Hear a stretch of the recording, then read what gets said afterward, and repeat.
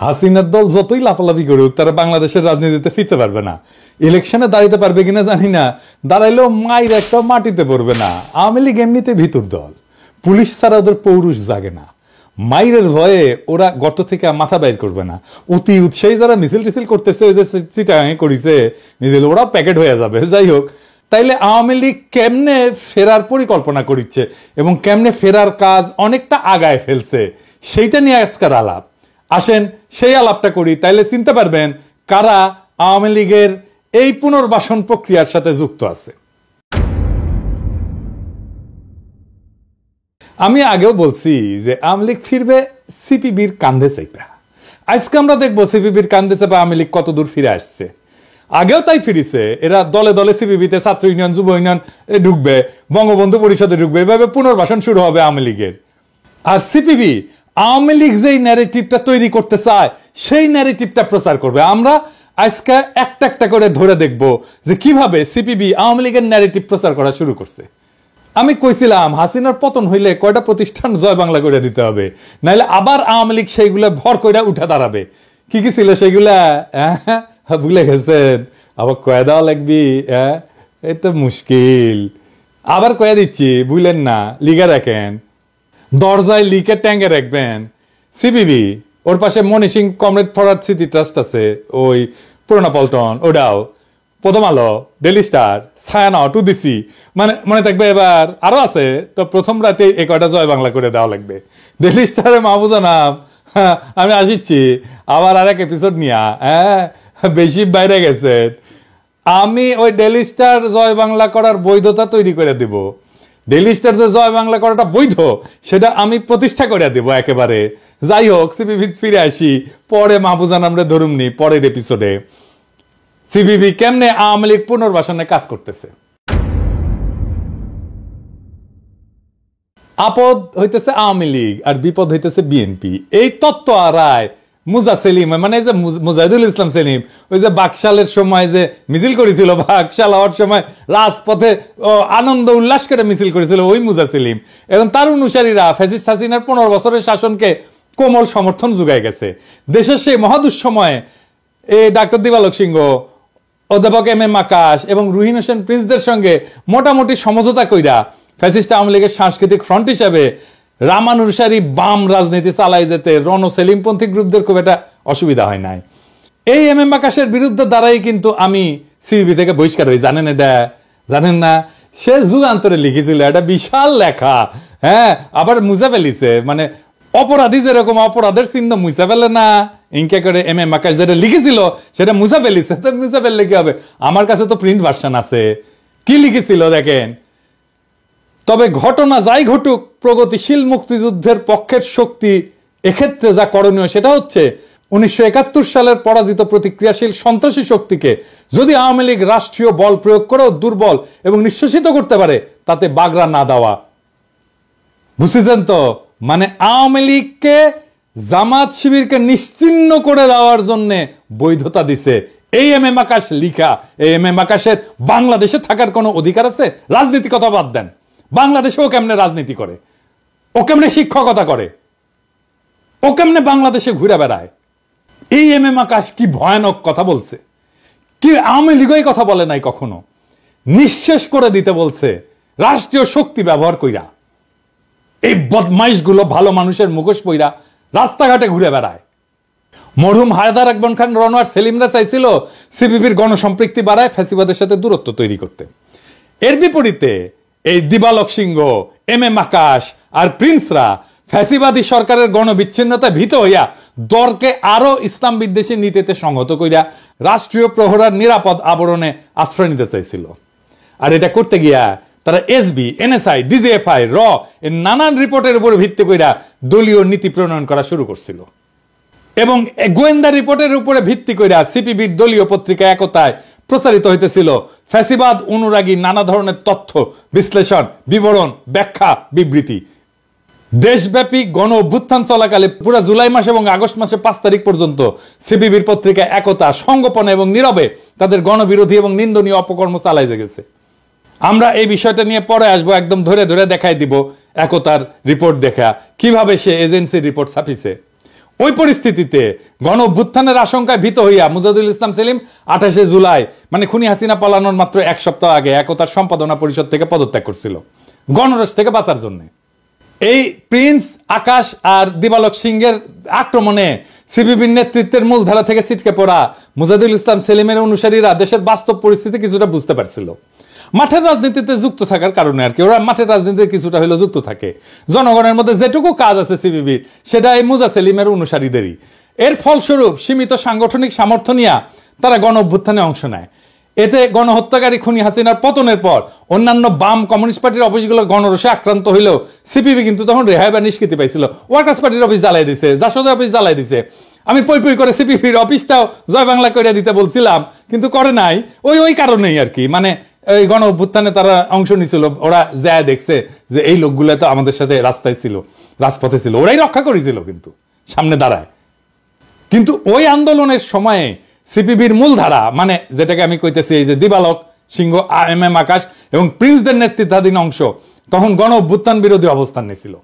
আর এখন তারা ধর্মীয় মৌলবাদ, ইসলামিক শক্তির উত্থানের অজুহাত সামনে এনে খুনি শেখ হাসিনা এবং ইন্ডিয়ার প্রতি সহানুভূতিশীল আইন গ্রহণ করছে, যেন গণবিরোধী আওয়ামী লীগের কোমল একটা আশ্রয়স্থল হিসেবে দলকে পুনর্গঠিত করতে পারে। তারা এই সমস্ত কমিউনিস্ট নীতিফিতি বার্তা দিয়া একটা ব্যাপক ভিত্তিক প্ল্যাটফর্ম তৈরি করতে যাচ্ছে, যেন আওয়ামী লীগের এই ফ্যাসিস্ট গুলা আইসা এখানে ভিড়তে পারে। খুবই নির্ভরযোগ্য সূত্র থেকে আমি জানতে পারছি, আমি যেহেতু ওই দলে ছিলাম, যে এই চক্রের সাথে মানে দিবালক, প্রিন্স, এম আকাশ এর সাথে খুনি হাসিনা ফোন কইরা সরাসরি কথা বলছে এবং র আর ইন্ডিয়ান দূতাবাসে বিভিন্ন প্রকাশ্য এবং গোপন সূত্র সার্বক্ষণিকভাবে যোগাযোগ রাখছে এবং সহযোগিতা যোগাচ্ছে। এই প্রভাবশালী মহলগুলা সিপিবিকে অন্তর্বর্তীকালীন সরকারের সঙ্গে যোগাযোগ রেখে টিকে থাকার পরামর্শ দিচ্ছে, যেন আগামী জাতীয় সংসদ নির্বাচনে সিপিবির নেতৃত্বাধীন বাম এবং কমিউনিস্টদের এই ছোট্ট গ্রুপটাকে আওয়ামী লীগের গোপন প্ল্যাটফর্ম হিসেবে ব্যবহার করা যায়।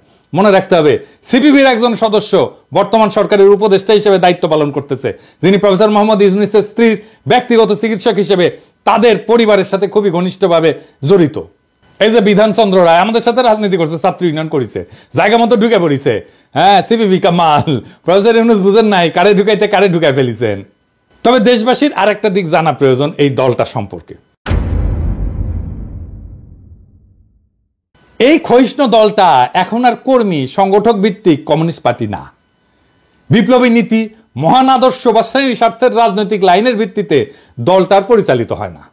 সিপিবির সদস্যদের একটা উল্লেখযোগ্য অংশ তাদের চাকরি বাকরি অর্থাৎ তাদের নিয়োগকারী ব্যক্তি ও গ্রুপ মানে দিবালক, আকাশ, প্রিন্সদের পক্ষে হাত তুইলা ভোট দিয়া দায়িত্ব সারেন।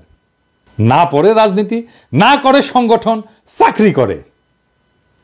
চাকরি করে, এটাই তাদের চাকরি বহাল রাখার প্রধান শর্ত এবং বেতন ভাতা গ্রহণের বিনিময়ের মূল দায়িত্ব এবং কর্তব্য। এই দলটার বর্তমান কেন্দ্রীয় কমিটির অনেক সদস্যই ডাক্তার দিবালক সিংহের এনজিও কর্মচারী। দিবালক সিংহ একটা জাতীয় ভিত্তিক এনজিও প্রতিষ্ঠাতা এবং মালিক, যার নাম দুস্থ স্বাস্থ্য কেন্দ্র। এই দুস্থ স্বাস্থ্য কেন্দ্রে হাজার হাজার কোটি টাকার ক্ষুদ্র ঋণ কর্মসূচি করে। এর মাঝে ক্যাশ টাকা, ইন্ডিয়ান টাকাও আসে, শোনা যায়, সত্য মিথ্যা জানি না। এগুলা দিয়ে নাকি পালে মণি সিংহের পোলা তার ক্যাডারদেরকে, মানে যারা তার পক্ষে হাত তুইলা ভোট দেয় আর কি কেন্দ্রীয় কমিটির মিটিং এ। দেখেছেন তো, এটা কমিউনিস্ট পার্টি। সেই কমিউনিস্ট পার্টি ক্যাঙ্কা ক্যাডার নিয়ে রাজনীতি করিচ্ছে, দেখেছেন তো। দুস্থ স্বাস্থ্য কেন্দ্রের মতো এরকম সব এনজিওর উপর রাষ্ট্রীয় নজরদারি এবং পর্যবেক্ষণ জোরদার করা উচিত এবং এইগুলাকে শক্ত নিরীক্ষা এবং হিসাবের আওতায় আনা জরুরি। কারণ দেশের রাজনীতি, সংস্কৃতি এবং তথ্য প্রবাহ নিয়ন্ত্রণের জন্য এদের আবরণ বা ছত্রছায়া এবং লাইসেন্স ব্যবহার করিয়া সহ বিভিন্ন শত্রু দেশের অর্থ, টাকা কড়ি, গোয়েন্দা এজেন্ট এবং বিশেষজ্ঞ আমাদের প্রিয় মাতৃভূমির মধ্যে ঢুকে পড়া দেশের 12টা বাজায় দেয়। এই জন্যেই আমাদের স্বাধীনতা, সার্বভৌমত্ব, জাতীয় মর্যাদা, আঞ্চলিক অখণ্ডতা, গণতন্ত্র চর্চার ধারা বজায় রাখতে আমরা বারে বারে ব্যর্থ হই। সিপিবিতে যদি দিবালক, প্রিন্স আর আকাশদের আধিপত্য প্রতিষ্ঠিত হয়, তাহলে ধরে নেবেন আওয়ামী লীগ সামে ঢুকে যাবে পলিটিক্সে। সামনের ইলেকশনে মেলা সিট পাওয়া যাবে। আর সংখ্যানুপাতিক নির্বাচনের ব্যবস্থা যদি হইয়া যায়, তাহলে তো কথাই নাই। আই প্রিন্স কইতেছে কোনো ইন্ডেমনিটি দেওয়া যাবে না, মানে এমনকি 19 সেপ্টেম্বর কইতেছে যে প্রত্যেকটা হত্যাকাণ্ডের বিচার হইতে হবে, ক্ষমতাসীনরা দায় এড়াইতে পারবেন না। মানে বুঝিছেন তো, বিপ্লবীদের ধরে ধরে বিচার করবে। এটা কেন লিখিছে? ওই যে পুলিশ মার্ডারের জন্য যে ধরেছিল না ফেনীতে, ওই সময় এটা লিখিছে। সে 5ই আগস্ট কি লিখিচ্ছে, মানে সবাই তখন আনন্দ উল্লাস করিচ্ছে, কান্নাকাটি করিচ্ছে যে হাসিনা পলাইছে। সেই সময় সে লিখিচ্ছে জানমাল মুক্তিযুদ্ধ ইতিহাস ঐতিহ্যের উপর আক্রমণ রুখে দাঁড়াও। হিদি বুঝেছেন তো? তার মানে আওয়ামী লীগ যেটা কইতে পারেনি সেটা প্রিন্সকে দিয়ে কয়াইছে, আর ওই হারামজাদা এখনো রাজনীতি করে বাংলাদেশে বৈশা বৈশা, তা আবার পুরনো পল্টনে ঢাকায় বৈশা ওই হারামজাদা রাজনীতি করে। আপনারা করতে দিলে তো করবেই। বিপ্লবীদের বিচার চাইতেছে, আবার কয় 7ই মার্চের ছুটি বাতিল করা যাবে না। কইতেছে সরকারের বিভিন্ন সিদ্ধান্ত নিচ্ছে কাদের পরামর্শে, মানে ওর পরামর্শ নিতে হবে। তুই কে রে? তুই কে? লিখেছে ঐতিহাসিক 7ই মার্চ 4 নভেম্বর সংবিধান দিবস আমাদের ইতিহাস ঐতিহ্যের অংশ, এসব অস্বীকার করা অগ্রহণযোগ্য এবং নিন্দনীয়। বালটা ঠিক করিছে। আবার দেখেন পান্নার সাথে মুক্তিযুদ্ধ বিরোধী শক্তিকে রুখে দাঁড়ানোর ডাক কামকলে শুরু হয়ে গেছে, বুঝেছেন? সামে কেউ কেউ টের পান নাই যে ক্যাঙ্কা করে কামটা শুরু করে দিছে। আমি একটা বলি যে হাসনাত আব্দুল্লাহর কথা যেটা আপনি তুললেন, এটা উনি ঠিকই বলেছেন, তিনি ব্যাখ্যা দিতে পারেন, কিন্তু আমি একটা কথা তাকে বলবো, তিনি যদি কেউ বলে থাকেন যে 72-এর সংবিধান আওয়ামী লীগের, আমি তাদেরকে অনুরোধ করব একটু বাংলাদেশের ইতিহাস পড়ে দেখার জন্য, পর্যালোচনা করার জন্য। কারণ হ্যাঁ, নির্বাচিত যারা হয়েছিল আওয়ামী লীগের তাদেরই তো দায়িত্ব ছিল, কিন্তু এটা আওয়ামী লীগের বলা উচিত। এইখানে আমরা বলেছি যে এর অনেক অসম্পূর্ণতা আছে, তারপরেও আমরা মনে করি ভিত্তিটা ঠিক আছে। সুতরাং এটা আওয়ামী লীগের না, এটা মুক্তিযুদ্ধের মধ্যে দিয়ে অর্জিত। মুক্তিযুদ্ধের চেতনা ফেরি করা শুরু হয়েছে। দেখেন কয় আওয়ামী লীগ মুক্তিযুদ্ধকে ব্যবহার করেছে, বঙ্গবন্ধুকে ব্যবহার করেছে, ওরা নাকি মুক্তিযুদ্ধের ধারায় ফেরাবে দেশকে। দেখেছেন, শুনেছেন? শুনেন, এই বাংলাদেশকে মুক্তিযুদ্ধের ধারায় নিতে পারি নাই। কদিন আগে যারা ক্ষমতায় ছিল তারা মুক্তিযুদ্ধকে ব্যবহার করেছে নিজেদের স্বৈরাচারী ক্ষমতা পাকাভুক্ত করার জন্য। তারা বঙ্গবন্ধুকে ব্যবহার করেছে তাদের স্বৈরাচারী ক্ষমতা পাকাভুক্ত করার জন্য। এইটা আমরা হতে দেব না। এই রুইনেশন প্রিন্স বলে তারা নাকি গণ আন্দোলন করেছে। আসেন দেখি কেমন আওয়ামী লীগ বিরোধিতা আন্দোলন তারা করেছে, আসেন দেখি। এই যে দেখেন গণতান্ত্রিক আইনজীবী সমিতি, এটা সিপিবির একটা অঙ্গ সংগঠন, কিভাবে ফ্যাসিবাদের সাথে ওতপ্রোতভাবে জড়িত। এই হাসান তারিক ছাত্র ইউনিয়নের প্রেসিডেন্ট ছিল, হাঙ্কেরা অনেক জুনিয়র, হ্যাঁ, একটা ভালসুন ছাত্র ইউনিয়নের প্রেসিডেন্ট। এতে লজ্জাই লাগে যে এর মতো একটা ভালসুন ছাত্র ইউনিয়নের প্রেসিডেন্ট হবার পাঠিয়েছিল। 2024-এর মার্চ মাসে সম্বর্ধনা দিচ্ছে পতিত ফ্যাসিস্টের। দেখেছেন 28শে জুলাই 2024-এ প্রকাশিত হয়েছে একতা পত্রিকা, অন্তত 4টা আইটেম। এই যে লেখক অজানা, মানে বুঝেছেন তো, ঘোস্ট রাইটার। 19শে জুলাইয়ের পর গোয়েন্দা সংস্থা থেকে 2টা পেন ড্রাইভ গণমাধ্যমে পাঠানো হয়। যারা গণমাধ্যমে আছেন তারা জানেন, তাই না? আমি তো বানায় বানায় কথা করছি না। যা সাংবাদিকদের কাছে ধ্বংস এবং তাণ্ডব প্যাকেজ নামে পরিচিত, ঠিক কিনা? এতে প্রকাশিত 3টা লেখা ওই কন্টেন্ট থেকে নেওয়া, এটি বুঝেছেন? জানিয়ে সিপিবির মধ্যেকার গণ অভ্যুত্থানের সমর্থক অংশ বিক্ষুব্ধ হইয়া ওঠে। পার্টির প্রেসিডিয়াম নামমাত্র একটা ফ্যাক্ট ফাইন্ডিং কমিটি গঠন করিয়া দায় সারতে চাইছিল, কিন্তু তা এখনো অমীমাংসিত রয়ে গেছে যে কেমনে গোয়েন্দা সংস্থার পাঠানো তথ্য দিয়া একতায় নিউজ আইটেম হয়েছিল। এই একতা কে চালায় জানেন? এম আকাশ এবং শাহিন রহমান, এবং সবকিছু নিয়ন্ত্রণ করে।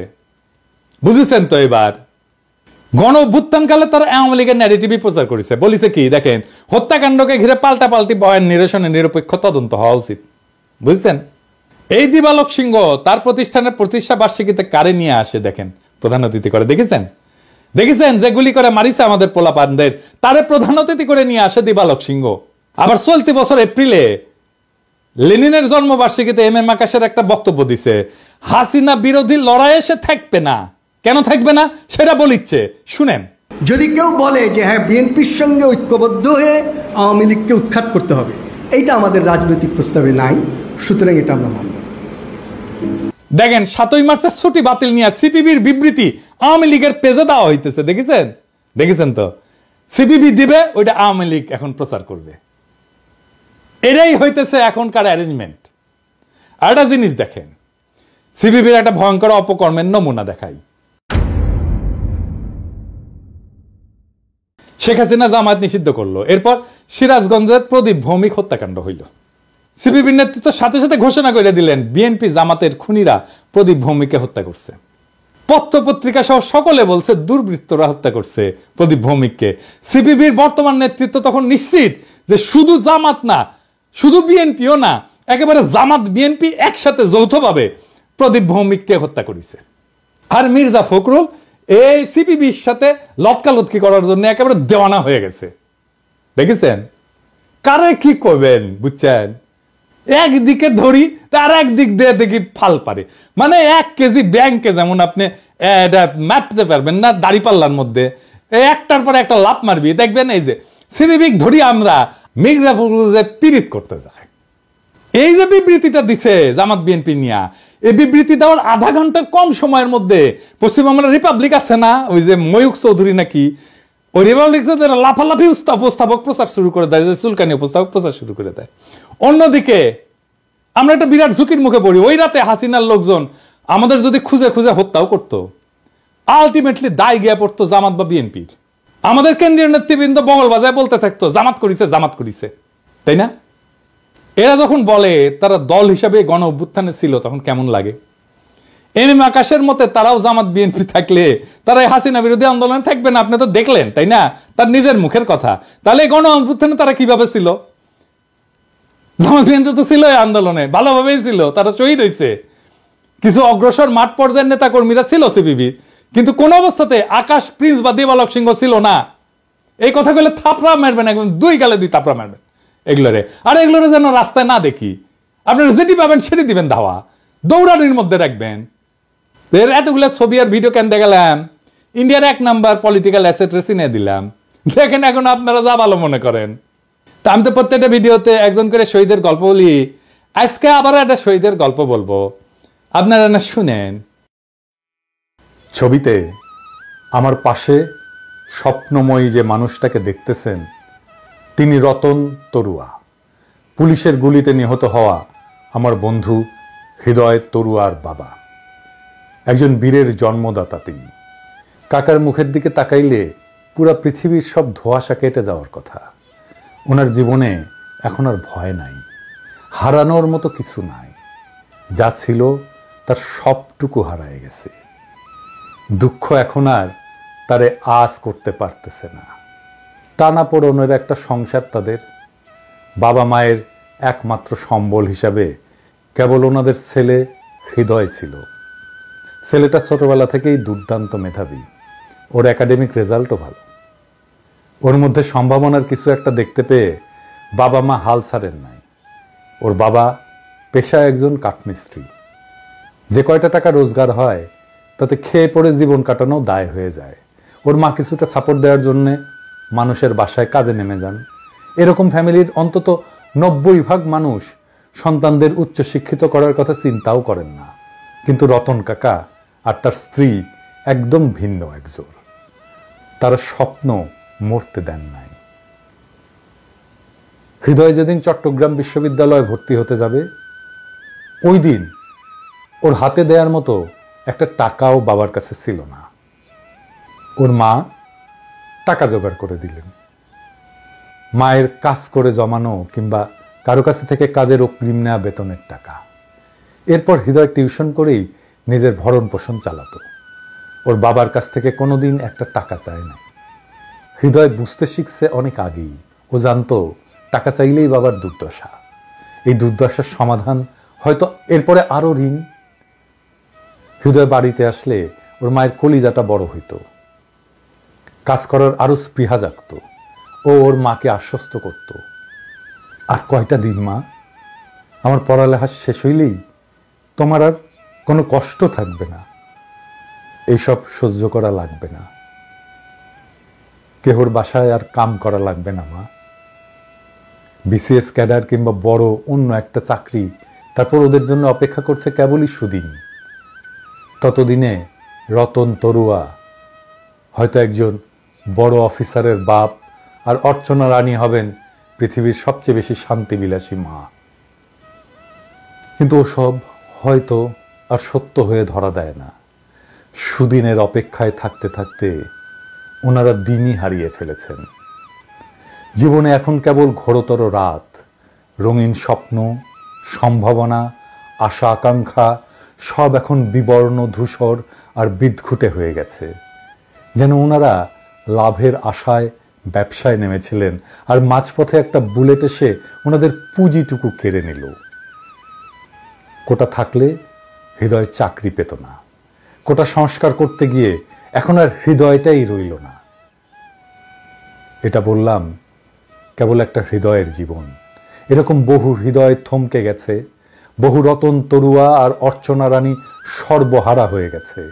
ওদের নিঃশ্বাসের সাথে বন্ধ হয়ে গেছে হাজার রকমের আশার দুয়ার।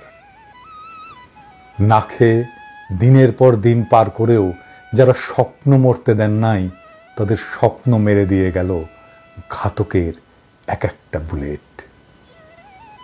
এমন হাজারো রতন তারুয়ার রক্ত পেরিয়ে বাংলাদেশ ফ্যাসিবাদ মুক্ত হয়েছে।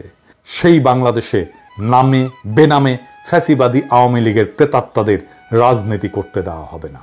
যারাই করতে আসবে সেই পতিত রাজনীতি তাদের গণপ্রতিরোধ করা সকল দেশপ্রেমিকের কর্তব্য। ইনকিলাব জিন্দাবাদ।